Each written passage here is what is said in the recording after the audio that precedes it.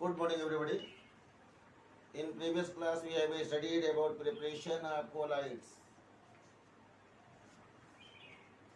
in which two methods already studied by all of us. They were chemical methods and electrical disintegration method. And today, we will learn about preparation of colloids by peptidation method. Peptidation.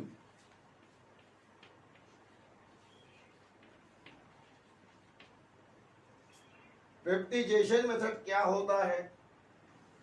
एक बात बता दें, clear कर दें। Spelling हम लोग लिखते हैं यहाँ एस और जेड दोनों लिखा जाता है, इसमें कंफ्यूज होने की बात नहीं है। ये स्पेलिंग दोनों फॉर्म में आपको अलग अलग बुक में मिलेगी, कंफ्यूज ना होइए। यहाँ आपके पास ये जुड़ा हुआ है तो आप इसी को नोट करें। ये पेप्टिजेशन क्या होता है पहले हम आपको ये बता दें, हालांकि ये आधी अधूरी बात अभी बता रहे हैं,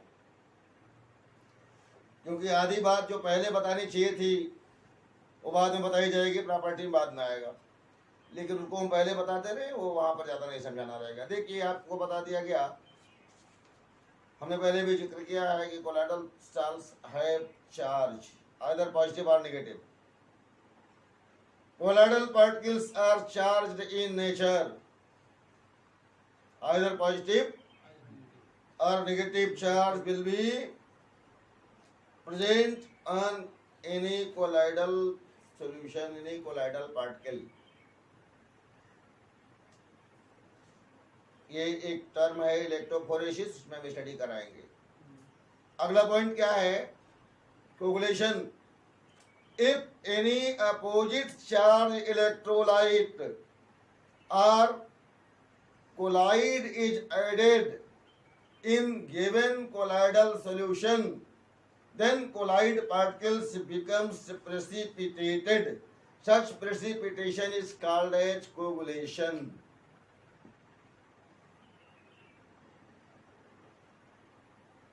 इसमें एक पॉइंट और भी पढ़ने को आपको मिलेगा, हार्डी सुलझला। अभी आगे बताएंगे, लेकिन एक बार की बात यहाँ पेप्टिजेशन, जो कि आपको बात हुई पहले से मल्टीप्लिकेशन बता दिया गया, 1 2 3 4 5 नंबर डिजिट नहीं बताए गए, तो डिजिट भी थोड़ा बता देंगे, तभी आप मल्टीप्लिकेशन या डिवाइडेशन समझ पाएंगे।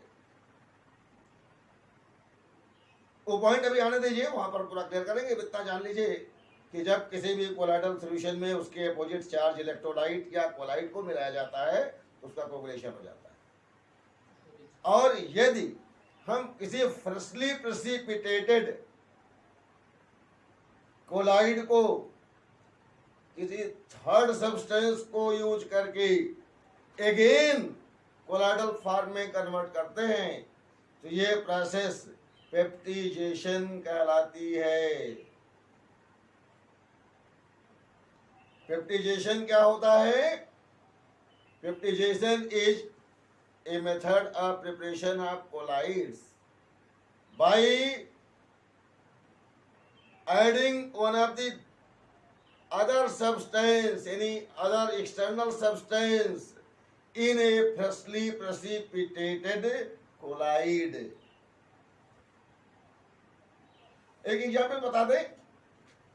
जनरली क्या होता है कि कहते हैं कोई एनिमल आपको काट लेता है तो आपका ब्लड जो होता है ना, नेचुरल कोलाइड होता है, नेगेटिव चार्ज होती है ब्लड पर, तो पॉजिटिव चार्ज को जब कोई इलेक्ट्रोलाइट आपके ब्लड के कांटेक्ट में आता है तो ब्लड का कोगुलेशन हो जाता है।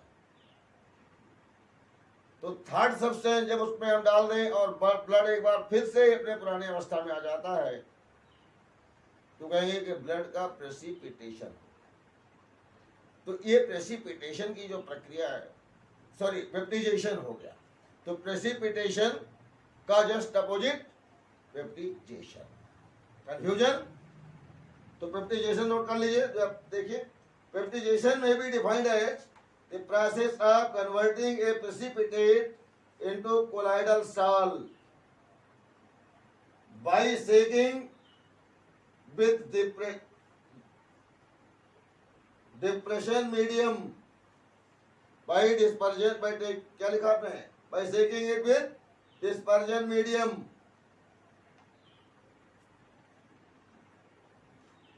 In the presence of a small amount of electrolyte, the electrolyte used for the purpose of peptidation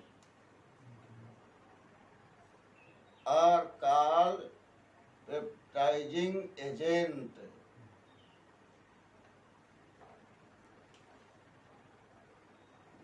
कोई परेशानी तो नहीं, बात समझ में आ गई?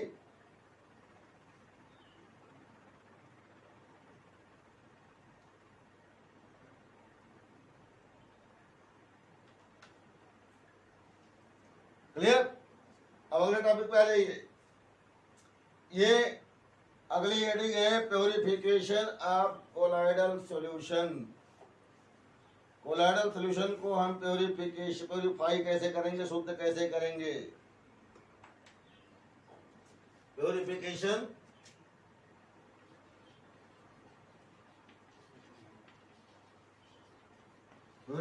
के हमारे पास थ्री मेथड्स अवेलेबल है, बाई फिल्ट्रेशन या डायलिसिस।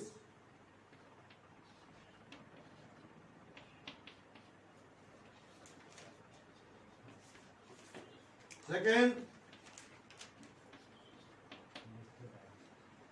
By electrodialysis.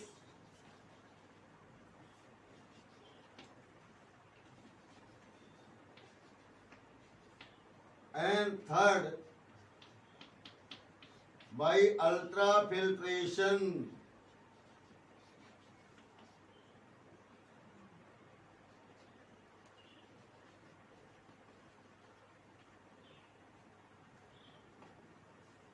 ये डायलिसिस क्या होता है? जब हमने आपको कोलाइड पढ़ाना शुरुआत किया था तो शुरुआत में इन बिगनिंग हमने पहले बता दिया था कि जो सब्सटेंस, ऐसे सब्सटेंस जिनका सॉल्यूशन इस पार से उस पार गुजर जाए उसे क्या कहते हैं? क्रिस्टलॉइड। और जो नहीं गुजर पास आउट होते हैं उन्हें कोलाइड कहा जाता है। यानी कि उसमें आपको ये मेन पॉइंट मिल गया। अगर वो नॉलेज पहले नहीं होगी तो आप यहाँ पर डायलिसिस नहीं समझ पाते। यानी कि जो आपका मेम्ब्रेन है, छननी, मेम्ब्रेन का मतलब क्या होता है? झिल्ली, उससे कोलाइडल पार्टिकल पास आउट नहीं होंगे और क्रिस्टलॉइड पार्टिकल्स पास आउट हो जाएंगे। इस प्रकार से आप डायलिसिस का मतलब होता है छानना। आपने वेरियस टाइप से जितने कोलाइडल सॉल्यूशन प्राप्त कर लिया। एक एग्जाम्पल मैं बहुत कॉमन सा एग्जाम्पल बताता हूँ, आप जरा सुनिए।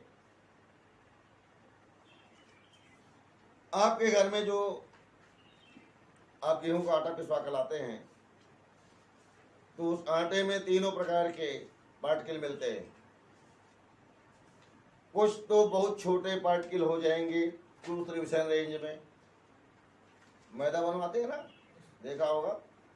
और कुछ 10⁻⁻⁴ से 10⁻⁷ सेंटीमीटर के रेंज में रह जाएंगे और कुछ उससे बड़े आकार के रह जाएंगे। उन्हें कहा जाएगा सोल्यूशन, कहा जाएगा ना कहा जाए सस्पेंशन। ठीक है बेटा?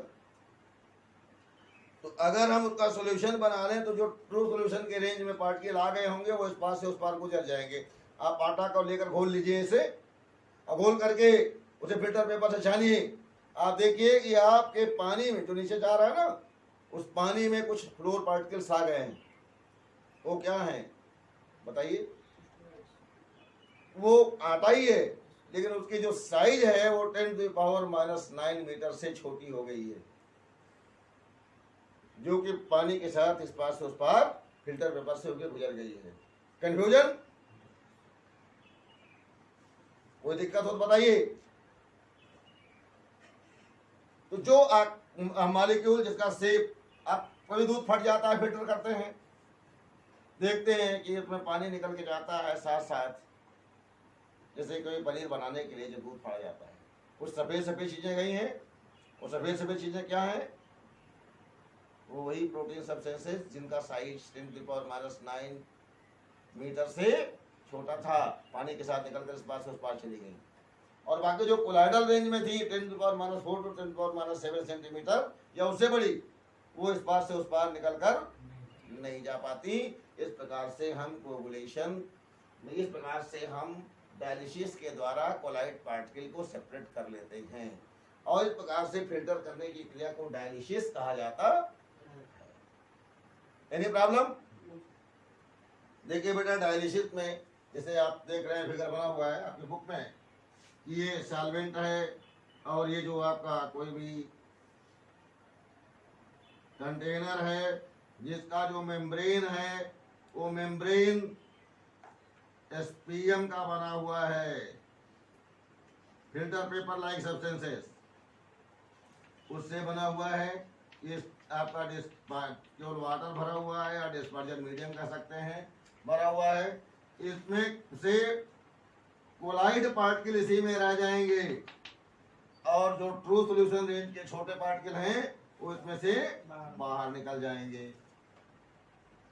ये डायलिसिस की प्रक्रिया दिखाई गई है। इसमें फिल्टर होने में बहुत समय लगता है, इसीलिए हम आज इलेक्ट्रोडायलिसिस का प्रयोग करते हैं, जिससे कम समय में और अधिक मात्रा में फिल्ट्रेशन की क्रिया पूरी की जा सके। अब पॉजिटिव और नेगेटिव पोल लगा दिया जाता है। With the attraction of charge and repulsion of charge, rate of dialysis increases. So in low time, in minimum time, maximum dilation will take place.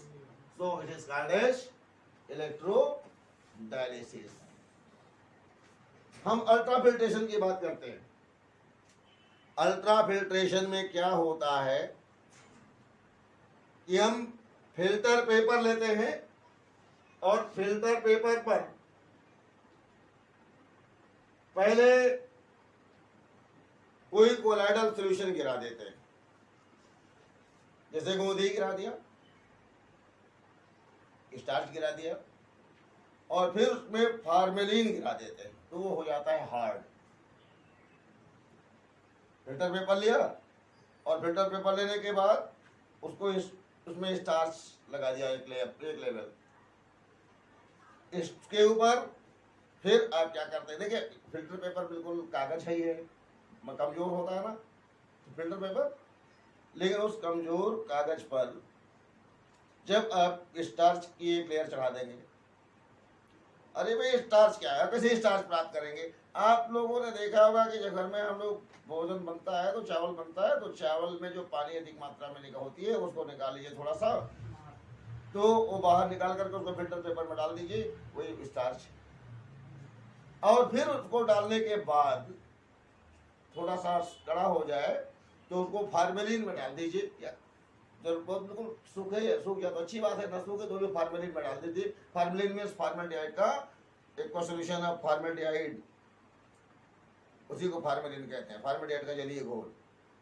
तो प्रोटीन जो है चमड़े की तरह से कठोर हो जाएगा, चमड़े जैसा लचीला और कठोर हो जाएगा। समझ में आ रहा है कि नहीं? और फिर उसकी मदद से कोलाइडल सॉल्यूशन को आप छानते हैं, तो कोलाइडल पार्टिकल इस पार से उस पार नहीं जाने पाते, और जो क्रिस्टलॉइड हैं वो इस पार से उस पार फिल्टर होकर चले जाते हैं। कोई दिक्कत? पूरी प्रॉब्लम सॉल्व हो गई। इसे कहते हैं अल्ट्रा फिल्ट्रेशन। कंसेप्ट क्लियर हो गया होगा।